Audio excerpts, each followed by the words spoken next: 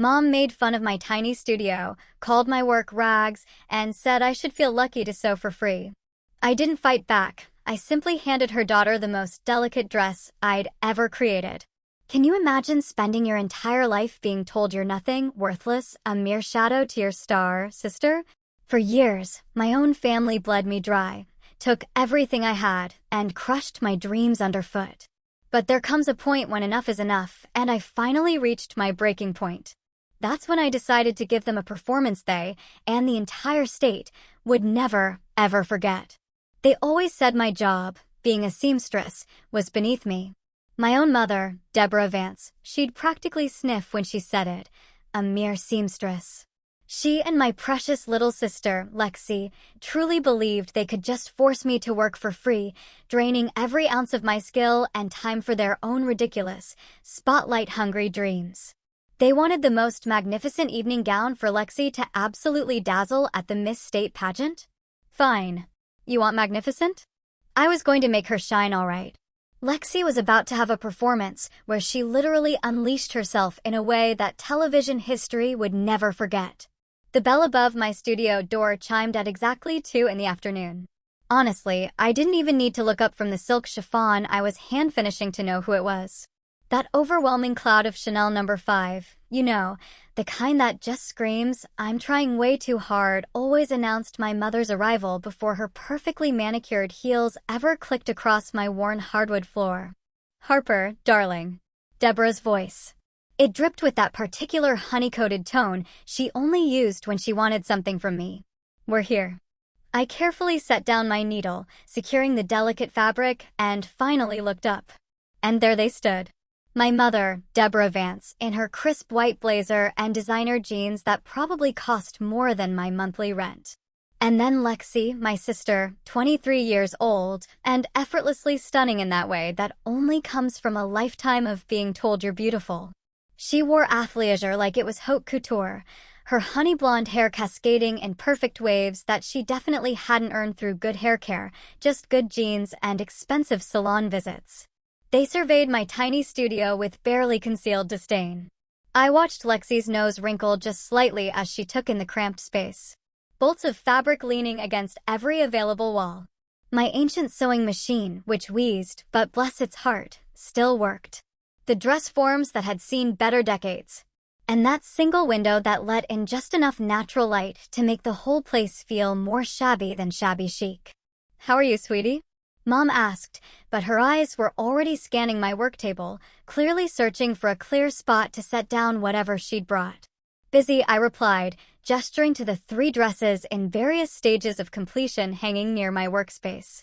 "I've got Mrs. Patterson's daughter's prom dress due Friday, a bridesmaid alteration set for the weekend, and that's wonderful that you're keeping busy," Mom interrupted smoothly, sliding an open fashion magazine onto the only clear corner of my work table.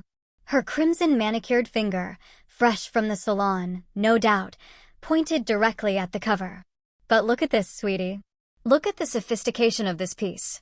I leaned forward to spite myself. The gown on the cover was absolutely breathtaking. A Valentino masterpiece. Emerald green, with intricate beadwork that probably took a team of artisans hundreds of hours to complete.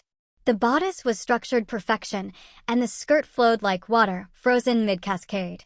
It was the kind of dress that graced red carpets and museum exhibitions.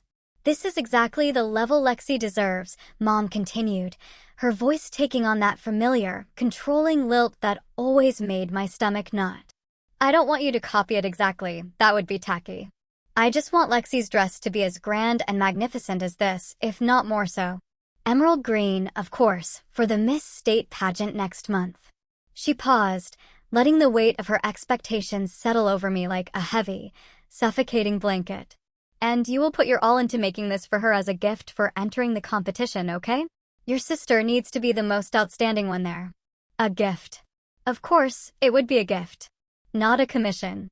Not a paid project. A gift. As if my time, my skill, and my expensive materials were just family favors to be dispensed at will. "Mom, I started, but Lexi cut me off with a dramatic sigh. "Oh, come on, Harper." She perched on the edge of my work table, right next to Mrs. Patterson's delicate silk, making me wince. You can't seriously be thinking of saying no. I have 3 paying clients, I said carefully, trying to keep my voice level. People who have already put down deposits and are counting on me too. How are those rags you sew for common customers more important than my future? Lexi's perfectly glossed lips formed a pretty pout that had probably won her a dozen pageant crowns. You should feel honored to custom make a dress for the future, Miss State. I'll advertise for you when I get there. Think of the exposure. The word rags hit me like a slap. I felt something crack inside my chest. A hairline fracture in whatever was left of my tolerance. But worse than Lexi's dismissiveness was the way that sentence, that specific, entitled, cruel sentence, pulled me backward through time like I was caught in a riptide. Suddenly, I wasn't 30 years old, standing in my cramped studio. I was 18, standing in front of the Bank of America on a sweltering August morning, holding a printed statement in hands that wouldn't stop shaking. Account balance, $0. The college fund my grandmother had set up for me, $50,000, carefully saved and invested over years, meant specifically for my education, had been completely emptied. Every single cent gone. I had been so excited that morning. I'd already been accepted to Parsons School of Design in New York. I'd spent months preparing my portfolio, working part-time at a dry cleaner to save extra money, dreaming of the life I'd build. My grandmother had made me promise, before she passed, that I would use that money to pursue my passion. You have a gift, Harper, she'd told me, her wrinkled hands holding mine. Don't let anyone convince you otherwise. But my mother was listed as a cosigner on the account. A formality, I'd thought. A safety measure. When I'd confronted her, Deborah had been in the kitchen, drinking iced tea and looking through a catalog of children's pageant costumes. Lexi, 12 years old at the time, had been practicing her walk in the living room, her little feet in kitten heels clicking across the floor. "Oh, honey, sit down," Mom had said, her voice so calm, so reasonable. "I can explain everything. You know your sister has a real shot at the regional title this year. We needed a new car. The old one was on its last legs, and how else was I supposed to drive Lexi to all her competitions? And the entry fees, the coaching, the outfits. These things add up." But that was my college fund, I'd whispered, tears streaming down my face. "Grandma left that for me for school. And I'm your mother. I know what's best for this family." She'd reached across the table, taking my hand in hers with that same tender touch. That always made me doubt my own anger. "Harper, sweetheart, you're so talented. You don't need some fancy expensive school in New York to prove that. The design industry is brutal. Do you know how many people graduate and never work a day in their field? I'm protecting you from wasting years of your life and ending up disappointed. But I'd choked out. Listen to me." Her voice had gone soft, almost pleading. "Lexi has something special. Real star quality. If we invest in her now, if she wins the title she's capable of winning, our whole family's future changes. You'll be the sister of Miss State, maybe even Miss America one day. Doesn't that sound better than struggling in some overpriced New York apartment, competing with thousands of other designers?" She'd squeezed my hand. "You're the smart one, Harper. I need you to support your sister. That's what family does, we lift each other up. And think of it this way, when Lexi succeeds, we all succeed. You'll benefit from her fame too." I'd been 18. I'd wanted so desperately to believe that my mother loved me, that she had my best interests at heart, that this sacrifice would somehow be worth it. So, I'd swallowed my dreams. I'd enrolled in community college instead, taking basic design courses while working full-time. I'd taught myself advanced techniques through library books and online tutorials. I'd built my client base one bridesmaid dress and one alteration at a time, working out of a spare bedroom, then a shared studio space, and finally barely affording this cramped, poorly lit room I currently called my business. And Lexi? She'd won her regional title that year. And the next. And the next. The trophies lined the shelves in Mom's house like a shrine. But Miss State had always eluded her. She'd placed second twice. Third once. Close, but never quite there. Now here we were, 11 years later. I was 30. Supposed to be established. Supposed to be stable. Instead, I was drowning in credit card debt, behind on my studio rent, and watching younger, better-connected designers pass me by because I'd never had the education or the network that Parsons would have given me. And my mother and sisters stood in my studio, demanding another gift. Another sacrifice. Another piece of my soul offered up on the altar of Lexi's ambitions. Harper. Mom's voice snapped me back to the present. She was looking at me with concern now, her head tilted in that way that made her seem so caring. Are you okay, sweetie? You look pale. I realized I'd been staring at the magazine for too long. My hands clenched into fists at my sides. My voice came out rough. I cleared my throat. I really don't have time. The pageant is in a month, and a dress like this would take. You'll make time. Lexi's voice had gone cold, her pageant smile vanishing. She stood up from the work table, crossing her arms. I don't understand why you're being so difficult about this. I'm your sister. This is important to me. Your paying clients are important too, I said weakly, hating how defensive I sounded. Those people can wait. Or go somewhere else. Lexi flipped her hair over her shoulder. If you don't finish the dress for me, don't bother being my sister anymore. The words landed like stones. I felt my breath catch. Lexi. Mom's voice held a gentle reproach, but there was something calculated in her expression. She turned to me, and suddenly her eyes were shining with unshed tears, a trick she'd perfected over the years. Don't be angry with her, Harper. She's just worried. This competition means everything to her. She's been preparing for months. Mom crossed the small space and took both my hands in hers. Her skin was soft, moisturized, warm. Her grip was tender. You will finish the dress on time, right? Her voice was barely above a whisper, intimate, like we were sharing a secret. I chose you to design the dress for her because I trust your skills. You're so talented, sweetheart. I know you can create something magnificent. There it was. The look. The tone. The particular combination of maternal affection and expectation that had been manipulating me for over a decade. My mother had never yelled at me. Never called me names. Never been overtly cruel. She'd just wrapped her demands in so much love and sweetness that refusing felt like betrayal. And despite everything, despite the stolen college fund, despite 11 years of watching my dreams shrink while Lexi's expanded, despite knowing with absolute certainty that this was wrong, I felt myself weakening. Because deep down, in a place I hated to acknowledge, I still wanted her approval. I still wanted to believe that maybe, this time, if I just did this one more thing, she'd really see me. Really value me, really love me the way she so obviously loved Lexi. I swallowed hard. I need to finish the orders for my current clients first. Of course. Mom's face lit up like I'd just handed her the moon. That's my responsible girl. How long do you need? 2 days, I heard myself say. Come back in 2 days. I'll take Lexi's measurements then. And we can discuss the design details. Perfect. Lexi's smile returned, bright and triumphant. See? I knew you'd come through. You always do. They left in a cloud of perfume and satisfied chatter, already discussing hair and makeup plans. The bell chimed as the door closed behind them, and suddenly my studio felt even smaller than before, the walls pressing in like I was being buried alive.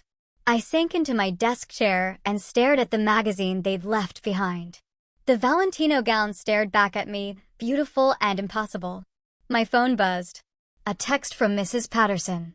Just checking in. So excited to see the dress on Friday. I looked at the half-finished prom dress hanging near my machine, the bridesmaid alterations waiting in garment bags. The dinner dress I'd promised to a regular client for next week. And I resolved to finish every single stitch within the next 48 hours. I would sacrifice my sleep to clear my schedule for Lexi. But I refused to let my paying clients suffer just because my family had come first. Again. Always. 2 days felt like 2 minutes. I'd worked myself to exhaustion, finishing Mrs. Patterson's daughter's prom dress at 3 in the morning, subsisting on cold coffee and the kind of grim determination that comes from pure spite. The bridesmaid alterations were done. The dinner dress was hemmed. Every paying client had their order ready or nearly complete. I told myself it was professionalism. Really, it was the last shred of dignity I was clinging to. If I was going to sacrifice my time and energy for free, at least I wouldn't fail my actual clients in the process. When the bell chimed at exactly 2 o'clock on Thursday afternoon, I was ready. Sort of. I'd cleared my main work table, set out my measuring tape, and even made a pot of decent coffee, though I doubted my mother and sister would touch it. Harper. Mom breezed in wearing a different designer outfit, this time a flowing floral blouse. Lexi followed, glued to her phone, thumbs flying across the screen. "Hey," I said, gesturing to the cleared table. "Ready when you are." Lexi finally looked up from her phone, glancing around the studio with fresh disdain. "Ugh, it's so cramped in here. And it smells like old fabric or something." "It smells like work," I replied flatly. "Should we get started with measurements?" "Yes, let's." Mom clapped her hands together. "Lexi, honey, stand over here.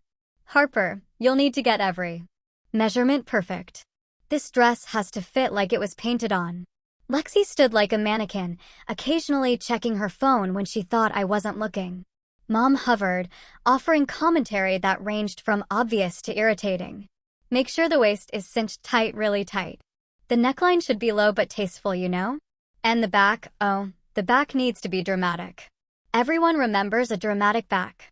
I wrote everything down in my notebook, the same battered leather-bound notebook I'd been using since high school, now filled with sketches and measurements and notes from hundreds of clients over the years. A habit of meticulous documentation that had served me well. "I need to grab another notebook from my car," I said, setting down my pen. "I left my design notebook out there this morning. I'll just be a minute." Sure, Mom said, already pulling up photos on her phone to show Lexi. "We'll be here."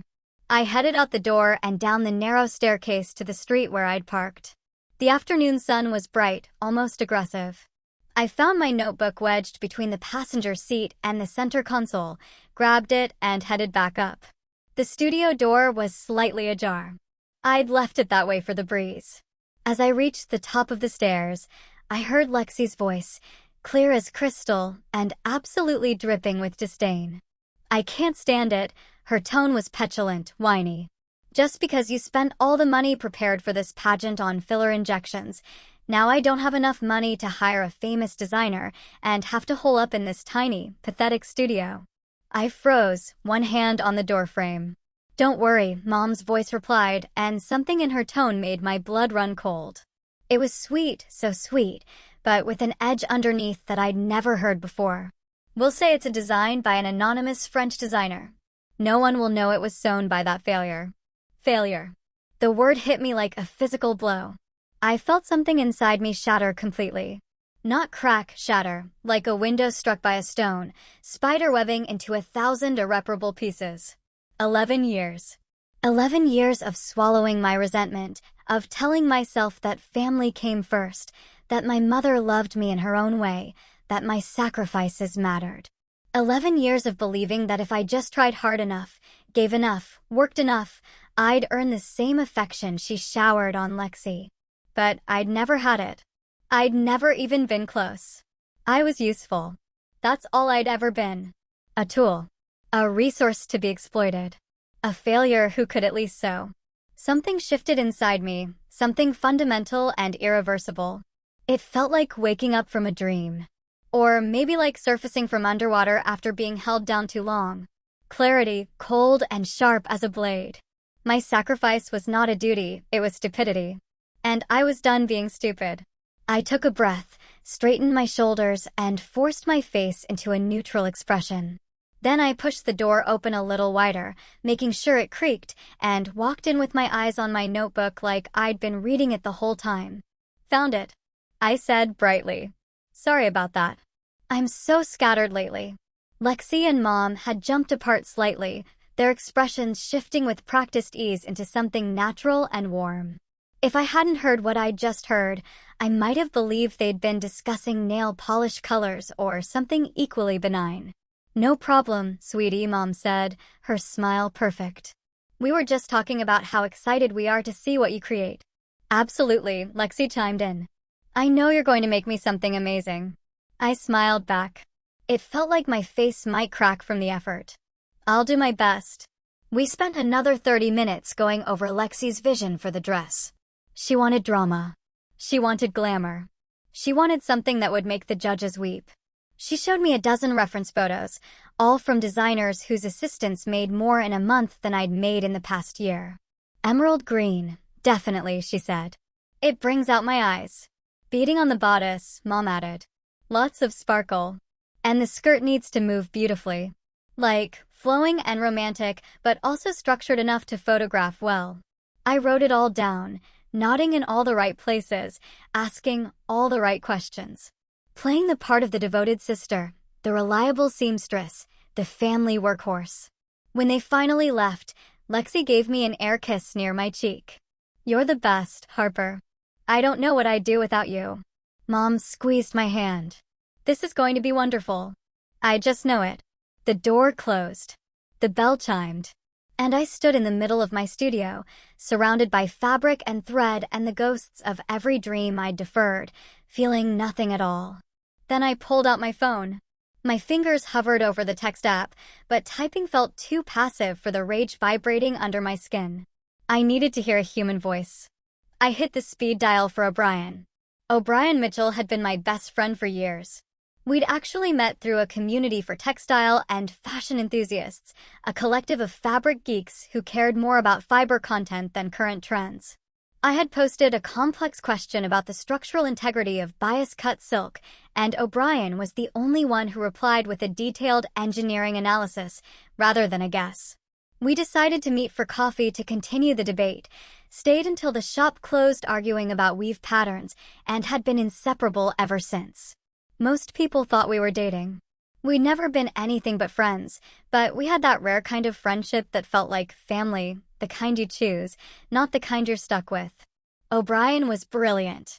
Genuinely, objectively brilliant. He worked for a major sportswear corporation now, doing research and development on performance fabrics.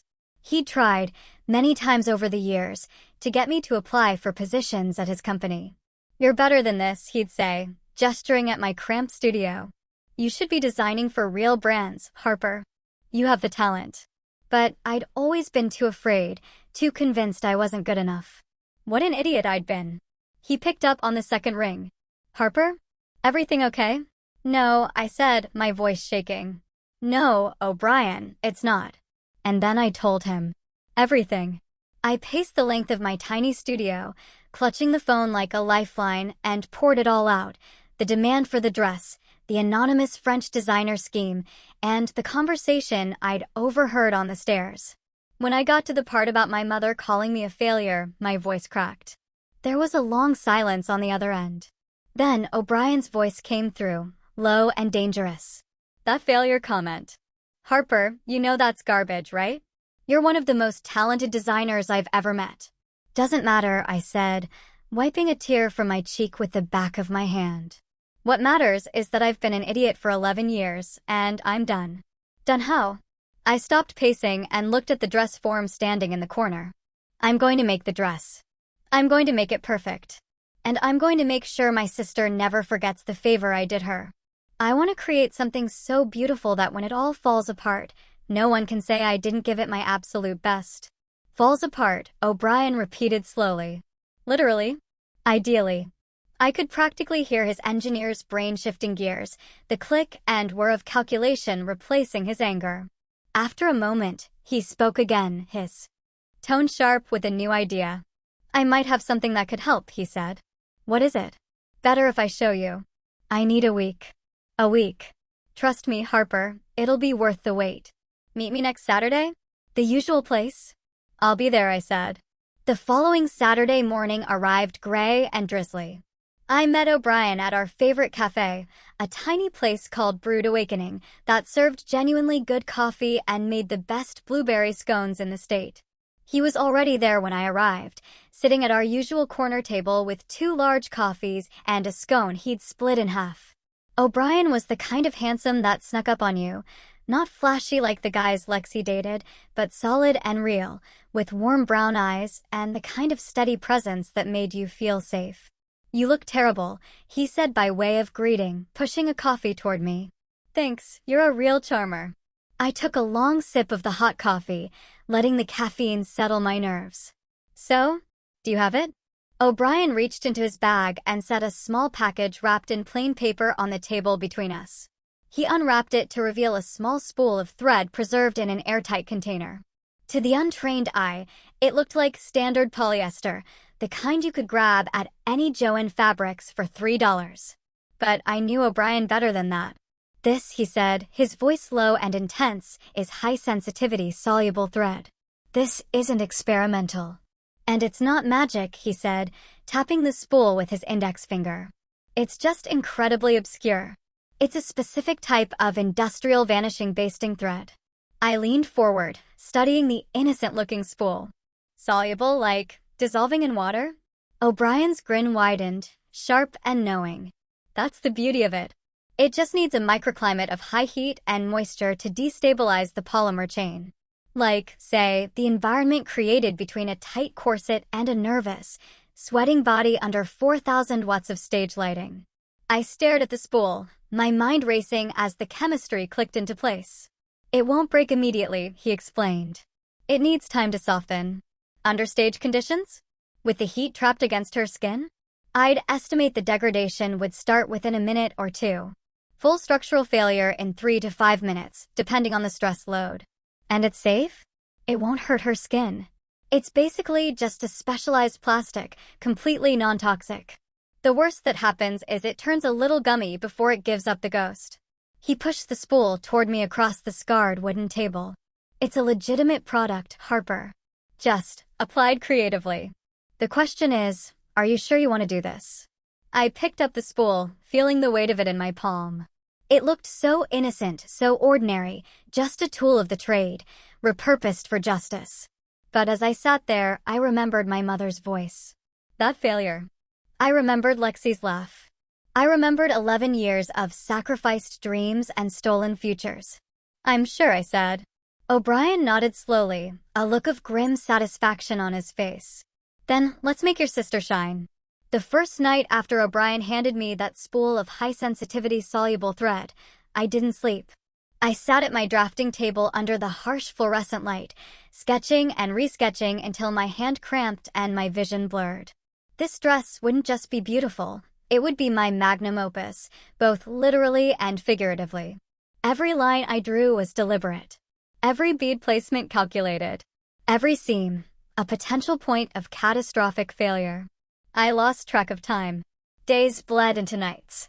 I survived on black coffee and the kind of manic energy that comes from finally, having a plan. My small studio became a war room, fabric samples and thread spools scattered across every surface like ammunition. Of course, Deborah couldn't leave me alone.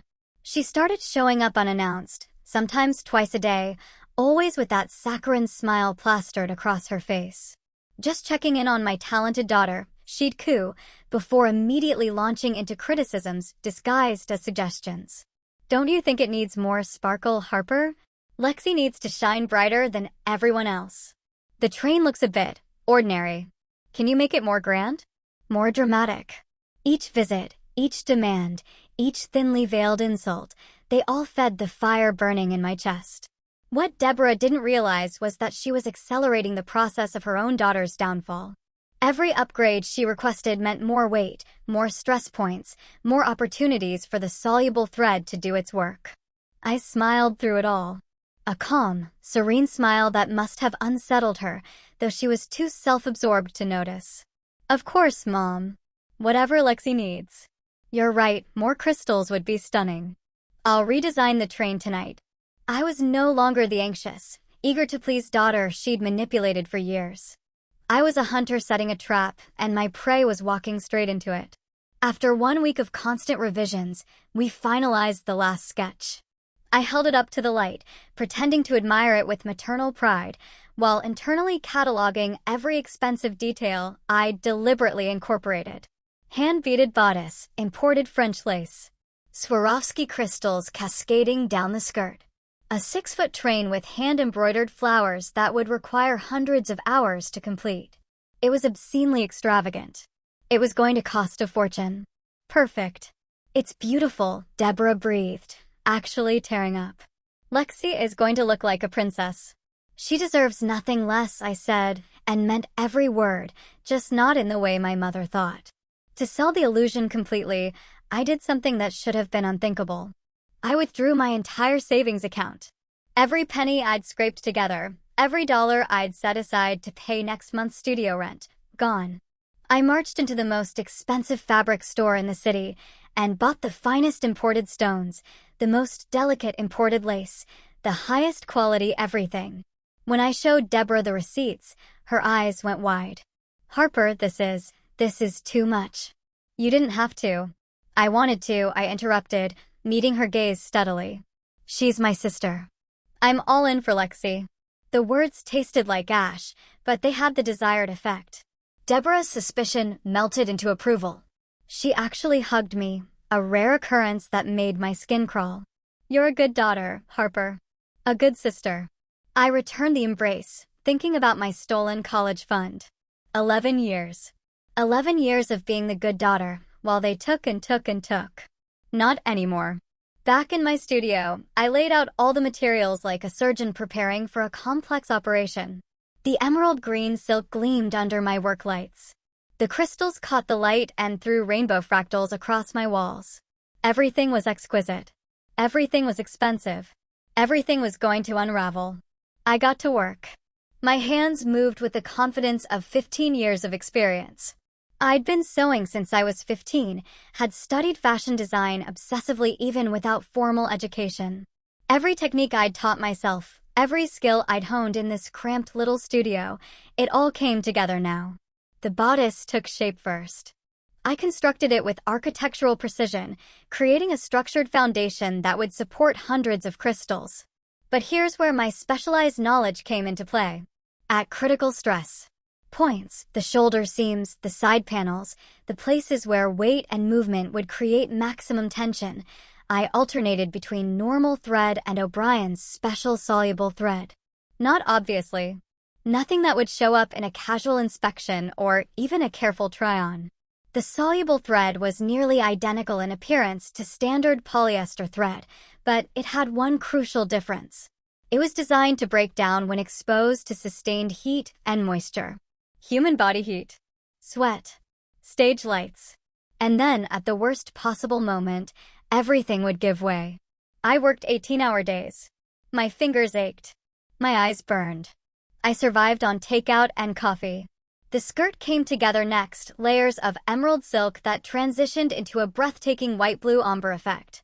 I hand-embroidered delicate flowers that seemed to float across the fabric. Each stitch was perfect. And woven throughout, invisible and deadly, was O'Brien's gift.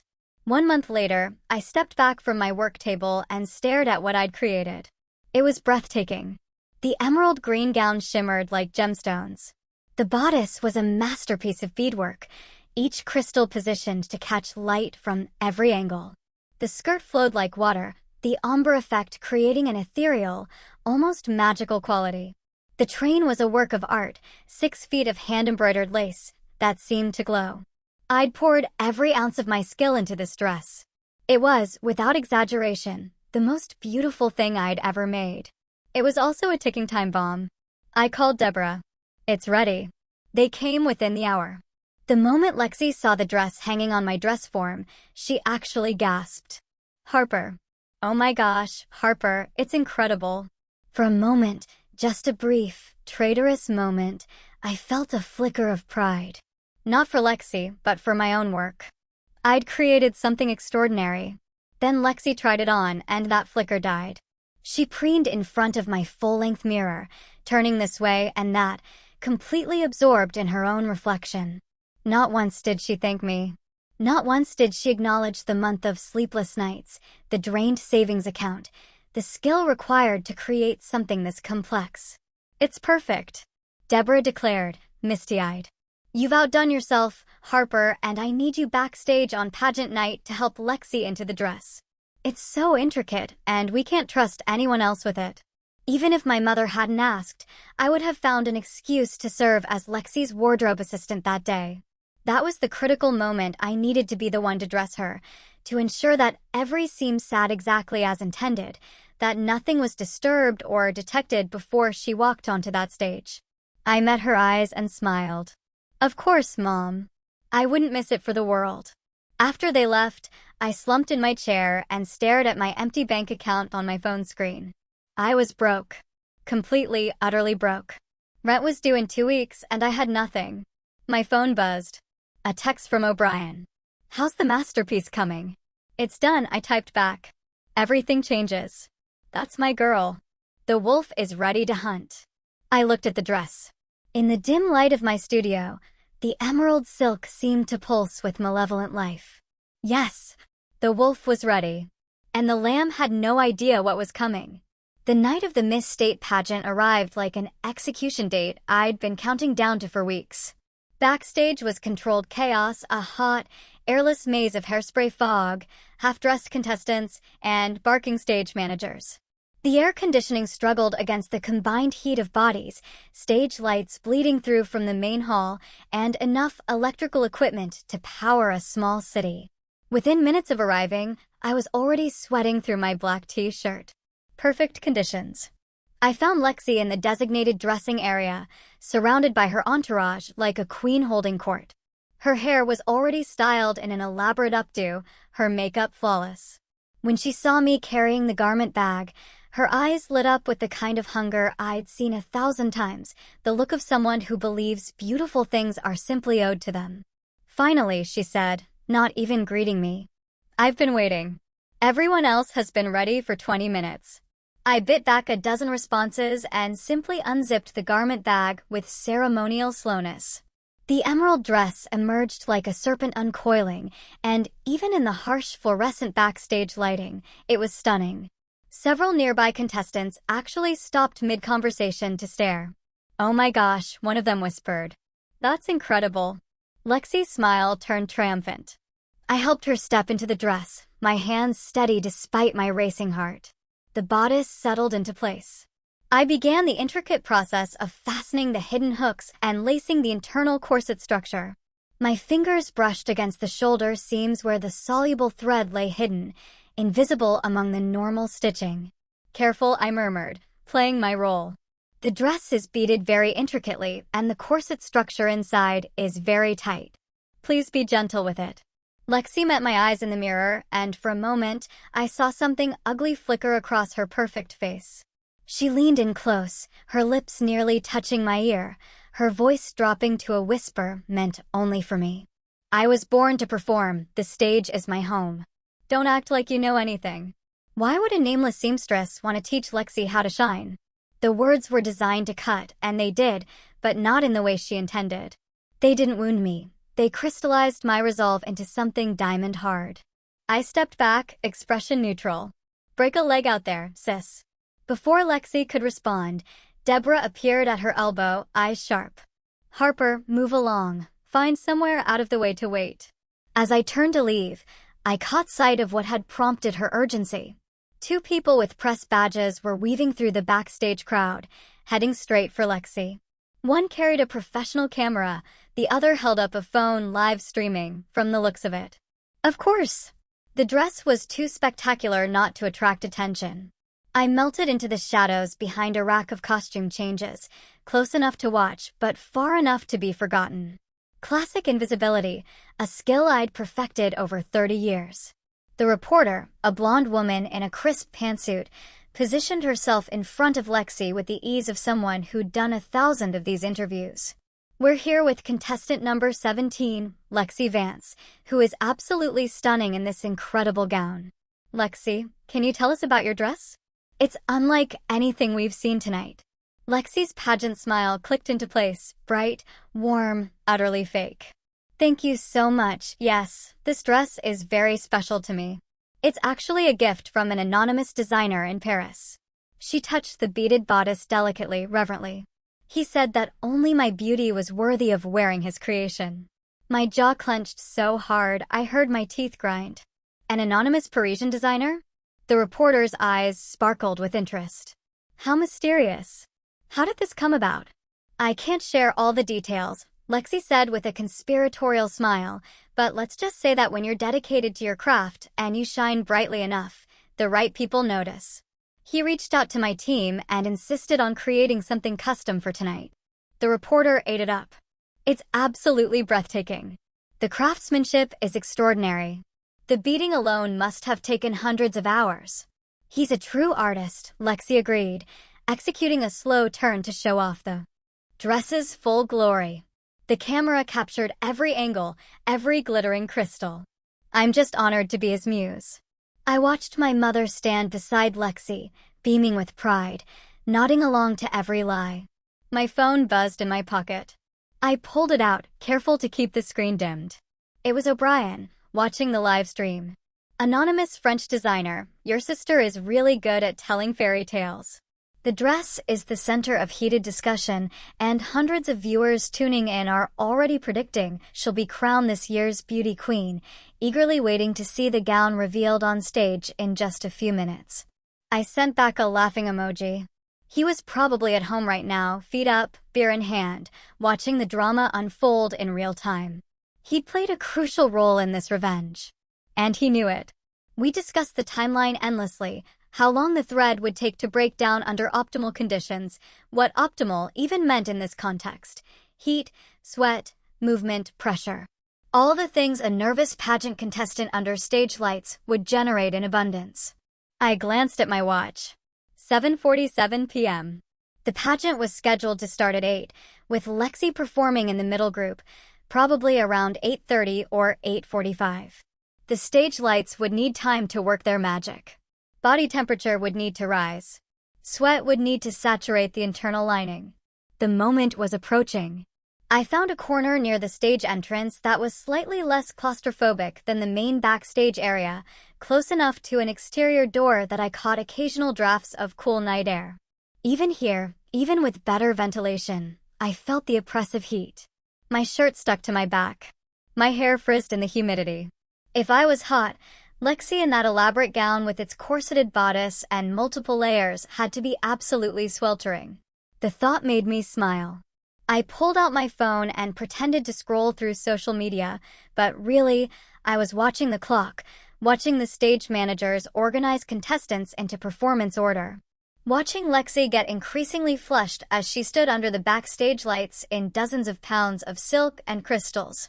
At 8:20, a stage manager with a clipboard and a headset approached Lexi's group. Middle group, you're up in 15 minutes. Start making your way to stage right entrance. Lexi's hand fluttered to her throat.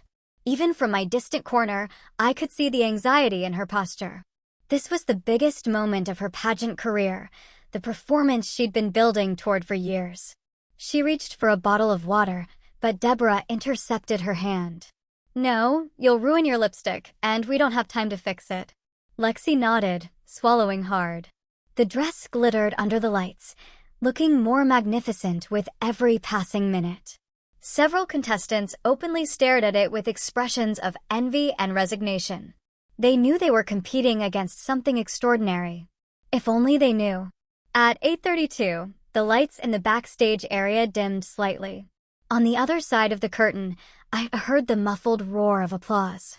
The opening group had finished. In the brief pause before the middle group took the stage, I heard the MC's voice boom over the sound system.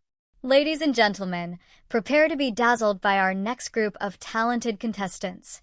Stage managers began ushering Lexi's group toward the entrance. My sister took her position, shoulders back, pageant smile firmly in place. But her chest rose and fell rapidly. Her hands trembled slightly at her sides. She was nervous, desperate for victory. One by one, the contestants walked onto the stage to their individual introductions. The crowd's reaction was audible even through the heavy curtains, appreciative applause, some whistles, the general enthusiasm of a pageant audience. Then it was Lexi's turn. Contestant number 17, Lexi Vance. She stepped through the curtain, and the crowd's reaction was immediate and thunderous. Even I had to admit, she knew how to work a stage. Her walk was confident, her smile radiant, her poses calculated to show the dress from every breathtaking angle. The stage lights hit her, and the entire gown came alive. The emerald silk seemed to glow from within. The crystals created a dazzling light show with every movement, throwing sparkles across the stage and into the audience. The ombre skirt shifted from green to white to blue like magical water, and the train flowed behind her like sea foam. She was a vision, a star. The crowd went wild. I edged closer to the stage entrance where I could see through a gap in the curtain. Lexi executed a series of turns, showing off her curves, letting the dress work its magic. Under the intense spotlights, which had to be putting out serious heat, she was beginning to really sweat. I could see it even from backstage. The way her skin glistened. The way she occasionally touched her collarbone to discreetly wipe moisture away. The weight of hundreds of crystals attached to the bodice was putting constant pressure on the seams. Every movement, every pose, every turn created tension. Stress. Strain. And deep in those seams, invisible to every eye but mine, the soluble thread was beginning to disintegrate. Minute by minute. Fiber by fiber. I checked my watch. 8:43 p.m. Any moment now. Lexi struck another pose, arching her back to emphasize the dress's silhouette. The crowd applauded. She smiled wider, feeding off their energy, pushing herself to perform even harder. She had no idea she was standing on a crumbling foundation. That her moment of triumph was about to become her worst nightmare. That her anonymous Parisian designer was watching from the shadows, waiting for the masterpiece to complete itself. I held my phone loosely in my hand, ready to record. The wolf had been patient. Now it was time to watch the lamb fall. The second minute on stage arrived like destiny keeping an appointment. I watched from the wings, my heart hammering so hard I could feel it in my throat. Lexi executed her choreographed turn, the one she'd practiced 100 times in our mother's living room, and the emerald fabric caught the light like liquid fire. The audience erupted in applause. The spotlights bore down on her, each lamp adding another degree of heat to the chemical equation I'd engineered. Then I saw it, the slight shift in her posture. The microsecond of confusion that flickered across her face. The shoulder seam, the one I'd sewn entirely with O'Brien's miracle thread, gave way with perfect, silent precision. One side of the bodice slipped, exposing Lexi's entire left shoulder blade and the elegant slope of her back. The emerald silk draped asymmetrically now, hanging from just one shoulder like some avant-garde masterpiece. The audience gasped, then exploded into even louder applause. I could hear their excited chatter carrying backstage. It's transforming. Oh my gosh, it's a reveal design. That French designer is a genius. I pressed my hand against my mouth to keep from laughing. They thought it was intentional. They thought this was art. Lexi's eyes went wide with panic. I could see it even from my position in the shadows. Her smile turned brittle, frozen on her face like a mask. But she couldn't stop. The music was still playing. The cameras were still rolling. Thousands of people were watching the live stream.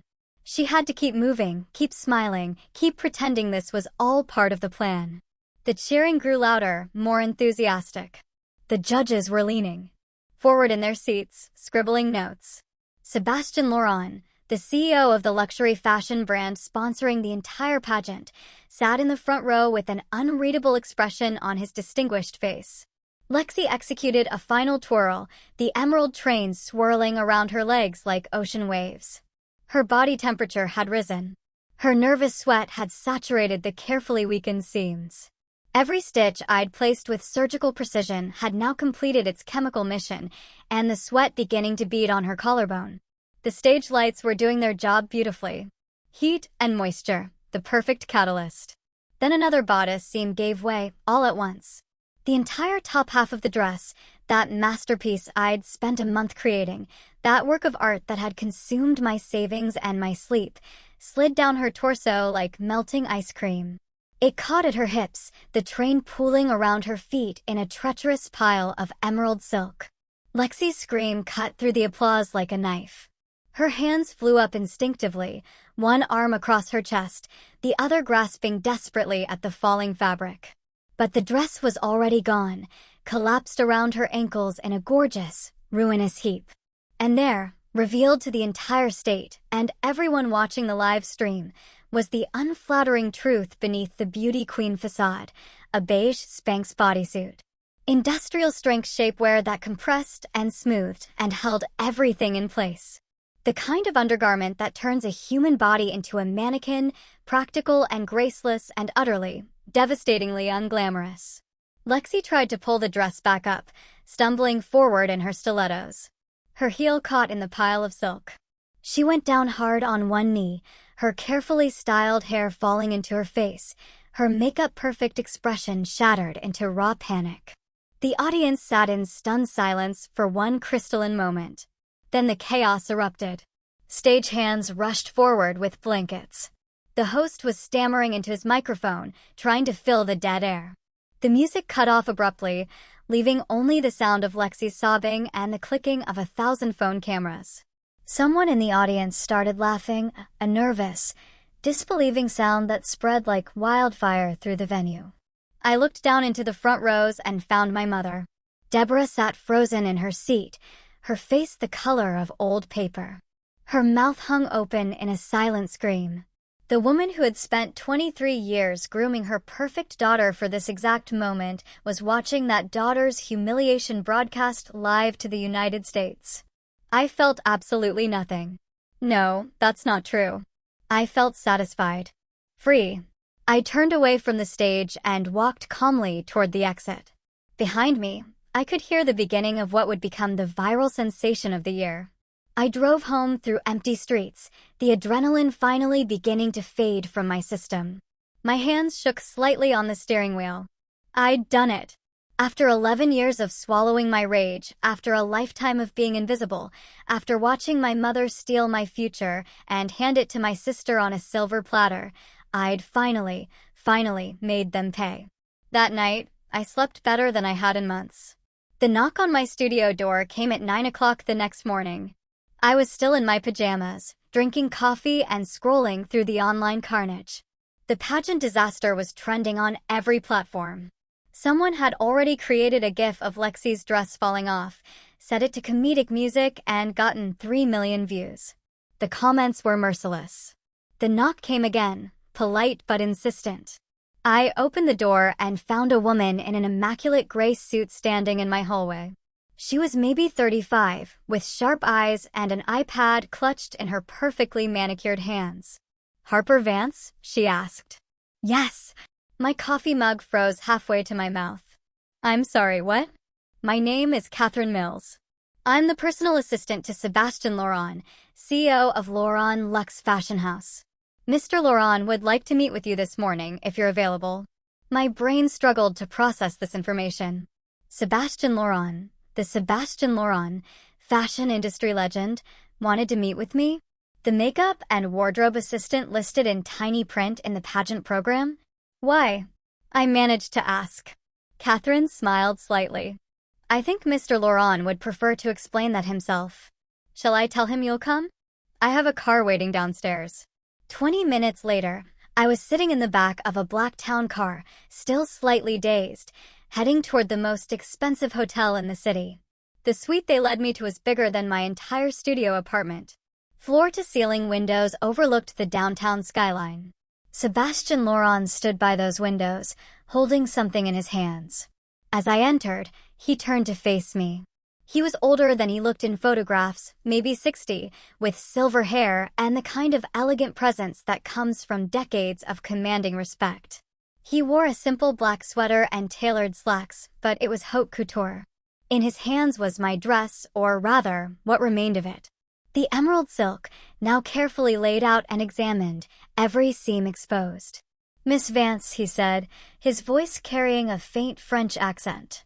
"Thank you for coming." I nodded, not trusting my voice. Sebastian held up the dress, studying it with the concentration of a surgeon examining an X-ray. His fingers traced the destroyed seams, the strategic weak points, the places where I deliberately used the soluble thread. Ignoring last night's unfortunate incident, he said slowly, "I must tell you that I find this construction technique absolutely masterful. This is not the work of an amateur. The way the bodice is structured, the engineering of the train, the coordination of movement and fabric weight, this demonstrates natural-born talent." He looked up at me, his eyes sharp and knowing. And the way you calculated the stress points so that the garment would fail at the exact moment of maximum impact, during the final turn, under hot lights, at peak physical exertion, that is the mindset of an architect, Miss Vance. Not merely a tailor. My mouth went dry. He knew. He knew exactly what I'd done. I saw your name listed in the pageant program. Sebastian continued, makeup and wardrobe assistant for contestant Lexi Vance. Your sister, I presume. He didn't wait for me to answer. The program claimed the dress was created by an anonymous French designer, a fiction clearly. No French designer of any reputation would create something like this and remain anonymous. He set the dress down carefully on a nearby table and turned to face me fully. In this industry, Miss Vance, talent alone is insufficient. One must also possess vision, determination, and yes, a certain calculated ruthlessness, the ability to see an opportunity and seize it without hesitation. The courage to take risks. His lips curved into something that wasn't quite a smile. You engineered a disaster that will be remembered for years. You humiliated your competitor on a stage. And you did it with such technical precision that it could almost be admired. I found my voice finally. Are you here to threaten me with legal action? Legal action? Sebastian laughed, a genuine sound of amusement. No, Miss Vance, I'm here to offer you a job. The room tilted slightly. I'm sorry. You heard me correctly. I want you to join Laurent Luxe as a senior design assistant. Full salary, full benefits, and we'll cover your tuition at any fashion academy you wish to attend. New York? Paris? Milan? Your choice. You have raw talent that needs refinement, but the foundation is extraordinary. I sat down heavily in the nearest chair. I destroyed your pageant. You destroyed a beauty queen who lied about her dress designer, Sebastian corrected. You exposed fraud and pretension. In my world, Miss Vance, authenticity is everything. Your sister claimed credit for work she didn't do and expertise she doesn't possess. That kind of dishonesty is poison to the industry. He moved to the window, looking out over the city. You, on the other hand, demonstrated genuine skill and the kind of bold, strategic thinking I value. You're a little wolf, Miss Vance, and I respect that. I couldn't speak, couldn't think. This wasn't how revenge was supposed to work. I was supposed to destroy my sister and then disappear back into obscurity. I wasn't supposed to be discovered. Rewarded. Think about it, Sebastian said, pulling a business card from his pocket and setting it on the table beside the ruined dress. My offer stands for 48 hours. After that, I'll assume you're not interested. He walked toward the door, then paused. For what it's worth, Miss Vance, I understand family betrayal. I understand what it means to be overlooked and underestimated. What you did last night was not kind, but it was honest, and in the end, honesty is what survives. Then he was gone, leaving me alone with my destroyed masterpiece and an impossible future suddenly within reach. The video went viral within 12 hours. By the time I left Sebastian Laurent's hotel suite, Beauty Queen wardrobe malfunction was trending on every social media platform in North America. Someone had edited the footage to show Lexi's confident walk, the dress transformation, and then the catastrophic failure, all set to circus music. It had been shared 40 million times. The comments were savage. This is what happens when you fake everything for the camera. That Spanx reveal, though. I'm deceased. Lexi tried to defend herself on Instagram, posting a tearful video claiming she'd been deceived by someone claiming to be a French designer and that she was just as much a victim as anyone, but the internet was merciless. Every comment section filled with variations of the same message. Stop lying. Just stop. Imagine lying about having a French designer, and then this happens. Karma is undefeated. The pageant mom forums where Deborah had been a prolific poster for years turned against her. Other mothers who'd watched her brag about Lexi's success and dismiss other girls' accomplishments suddenly felt vindicated. Someone dug up old posts where Deborah had mocked contestants who wore obviously homemade dresses. The hypocrisy was delicious. I sat in my studio that afternoon, scrolling through the carnage with my coffee going cold beside me. Lexi's Instagram had been flooded with mocking comments. Someone had created an anonymous French designer account that was posting memes about the incident. The pageant organization had released a carefully worded statement, expressing sympathy while subtly distancing themselves from Lexi's misrepresentation of her design team. My phone rang. My mother's number appeared on the screen. I let it go to voicemail. It rang again, and again, and again. Finally, I picked up. What? Harper. Deborah's voice was shrill, barely controlled. What did you do? I made a dress, I said calmly. Exactly like Lexi asked me to. Don't play games with me. That dress fell apart on purpose. You sabotaged your own sister. Did I? I took a sip of my coffee. That's a serious accusation, Mother. Do you have any proof? Silence on the other end, because of course she didn't. The dress was gone, confiscated by Sebastian Laurent. Any investigation would be impossible.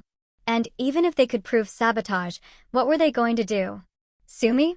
Expose to the world that the anonymous French designer was actually Lexi's struggling seamstress sister, who they'd treated like garbage for decades. You're a monster, Deborah whispered. No, I said quietly. I'm just done being your victim. Don't call me again. I hung up and blocked both their numbers. Then I called Sebastian and said I accepted the job offer. Within a week, the full story began to emerge. Some enterprising journalist had done actual investigative work and discovered that no French designer had been involved in creating Lexi's dress. They'd tracked down the pageant's registration paperwork and found my name listed as wardrobe assistant. They'd interviewed other contestants who confirmed that I'd been backstage working. The narrative shifted from unfortunate wardrobe malfunction to beauty queen caught in an elaborate lie. Lexi withdrew from the pageant circuit entirely. Her Instagram, once full of sponsored posts and beauty shots, went dark. Deborah stopped posting on social media altogether.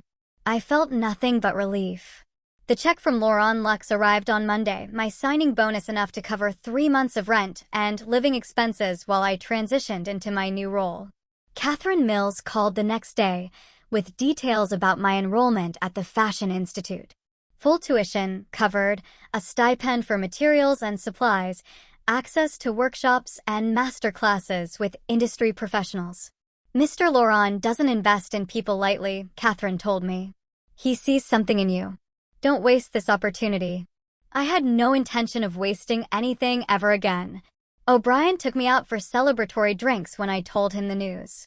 We sat in our usual dive bar, the one with sticky floors and a jukebox that only played country music, and he raised his beer in a toast. To the wolf, he said, grinning. I knew you had it in you. I couldn't have done it without your magic thread, I replied, clinking my glass against his. But I realized that night I had something they didn't. Hunger. Desperation. A bone-deep need to prove that I deserved to be there. My technical skills improved rapidly under professional instruction.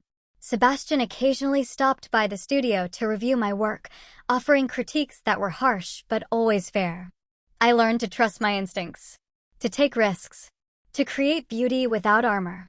My portfolio grew. Small pieces at first, accessories, accent garments for the company's secondary line. Then larger projects. A coat that ended up in a magazine editorial. A dress that a minor celebrity wore to a film premiere. Each success felt surreal, like I was living someone else's life. I never heard from Lexi or Deborah again. I occasionally wondered what they were doing, how they were coping with their spectacular fall from grace. But mostly, I just didn't care anymore. They'd taken up so much space in my head for so long, poisoning every thought with bitterness and rage. Now they were just irrelevant. Ghosts of a past I'd finally escaped. 1 year after the pageant disaster, Sebastian approached me with a new proposal. I want to give you a show, he said simply. Not Fashion Week. Not yet. But a smaller showcase, invitation only, featuring emerging designers from the Laurent Luxe development program. You'll have creative control over 6 pieces. A capsule collection representing your vision. I said yes before he finished explaining the details. The night of the showcase arrived in early autumn. The venue was an industrial warehouse space that had been transformed with lighting and minimal decoration, letting the clothes be the focus. The guest list was small but influential. Fashion editors, boutique buyers, industry insiders who could make or break emerging careers. I stood backstage, watching my models line up. 6 pieces. 6 different interpretations of strength and vulnerability. Nothing emerald green. I deliberately avoided that color forever. Instead, deep burgundies and midnight blues. Architectural cuts softened with flowing elements. Garments that were both armor and art. My hands shook slightly as I checked the final details. A seam here, a hemline there. Everything was perfect. Everything was honest. The lights dimmed in the main space. Music began, something instrumental and modern that I'd spent weeks selecting. The first model walked. I watched from the wings as my collection moved down the runway. Each piece represented something I'd learned this year. Technical skill, artistic courage, the confidence to trust my instincts. The audience watched in attentive silence, and I couldn't tell if that was good or terrifying. The final model walked. The music faded. Applause filled the space. Genuine, enthusiastic applause. Catherine appeared at my elbow. "You're supposed to take your bow," she whispered. Right.